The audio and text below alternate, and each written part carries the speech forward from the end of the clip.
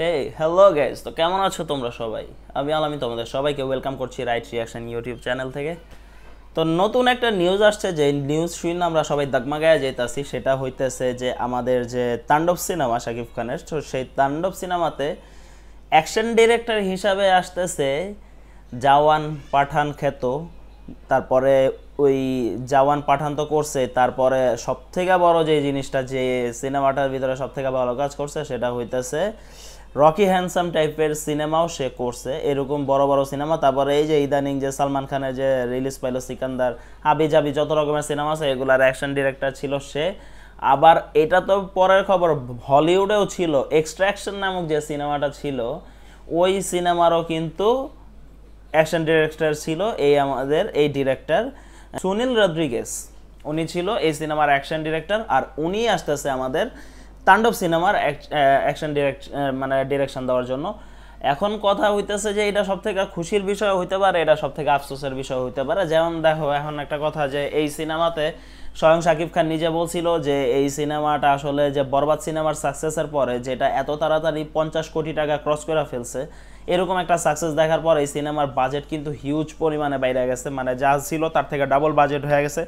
দেখা গেছে মনে হয় 8 কোটি টাকা বাজেট ছিল, সেই জায়গা থেকে এটা হয়তো 16 কোটি, 15-16 কোটি টাকা বাজেট হয়ে গেছে এই সিনেমার। এটা একদিক দিয়ে ভালো। এখন যতটুকু শুনতেছি যে এই সিনেমাতে নাকি অনেক গাড়ি উড়বে, ফাটবে, হাবি জাবি হবে, যাই হবে। আমার মনে হয় যে এটা বোকামি ছাড়া আর কিছুই না, এটা টাকার সাথে করা ছাড়া আর কিছুই না। কারণ বাংলাদেশ কিন্তু সাউথ বা বলিউডের ইন্ডাস্ট্রির মতো অনেক বড় ইন্ডাস্ট্রি হয়ে যায় না, এই যে গাড়ি উড়াইতেই থাকবো 10টা 12টা গাড়ি উড়াই দিলাম আর ওটা দেখতে খুবই ভালো লাগলো, এতটাও কিন্তু হয় নাই বাংলাদেশ। 15-16 কোটি টাকা বাজেটে যেরকম করা উচিত সেরকমই করা দরকারি। এখন আমার যেটা মতামত সেটাই আমি বলতেছি, যে এই গাড়ি ঘোড়া উড়ানোর থেকে ভালো hand to hand combat fighting যে সব সিনেমাগুলো আছে, যেমনটা আমি বললাম যে রকি হ্যান্ডসাম সিনেমাটা ছিল। রকি হ্যান্ডসাম যদিও একটা কোরিয়ান মুভির রিমেক ছিল, কিন্তু এই সিনেমার ভিতরে যে হ্যান্ড টু হ্যান্ড যে ফাইটিংগুলো থাকে, যে কমব্যাটগুলো থাকে, বিশেষ করে শেষের দিকে যে অ্যাকশনগুলো দেখায়, ভাই মাথা নষ্ট ছিল। মানে ওইটা দেখলে গায়ের লোম খাড়া যায়, ভাই এটা কি করতেছে, এরকম ছিল। এখন আমি হ্যান্ড টু হ্যান্ড কমব্যাটে অনেকজনে বলতে পারে যে ভাই বাজেট তো অতিরিক্ত ক্রস করে যাবে। ভাই না, একেবারে অতিরিক্ত বাজেট ক্রস করবে তা কিন্তু না। জাপানিজের সিনেমা ছিল, সিনেমার নাম ছিল রেড। যে সিনেমাটা কিন্তু মানে এই অ্যাকশন সিনেমা দেখতে পছন্দ করো, অথচ রেড সিনেমা দেখো নাই, বা রেডের কোনো সিরিজের কিছুই তোমরা জানো না, তাইলে ভাই তোমরা বোকার রাজ্যে বসবাস করো, কারণ তোমরা কিছুই জানো না। রেড 2, রেড 3 এই যে সিনেমাগুলো ছিল, এগুলা হইতেছে লাগে একটা আইকনিক সিনেমা, যেগুলার বাজেট একেবারেই কম, খুবই কম বাজেট।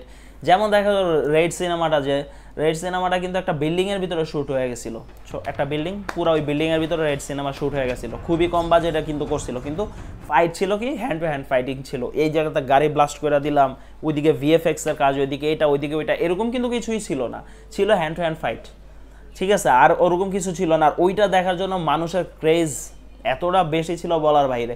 আর সেটার মানে এই যে সিনেমাটা ছিল, এই সিনেমাটার মনে করো দেখেই কিন্তু হলিউডের এই যে জন উইক সিনেমা ছিল, এই সিনেমার এইরকম একটা মানে জায়েন্ট মার্কা সিনেমা, এরকম একটা সিনেমা তৈরি হয়েছে, যেটাতে মনে করো হ্যান্ড টু হ্যান্ড ফাইটিং একেবারে পুরো নেক্সট লেভেলে নিয়ে নিছে। তো আমরা যারা বলি যে ভাই হ্যান্ড টু হ্যান্ডে অতিরিক্ত বাজেট না, অতিরিক্ত বাজেট লাগে না, কারণ ওই যে বললাম রেড সিনেমাতে কিন্তু অতিরিক্ত বাজেট ছিল না।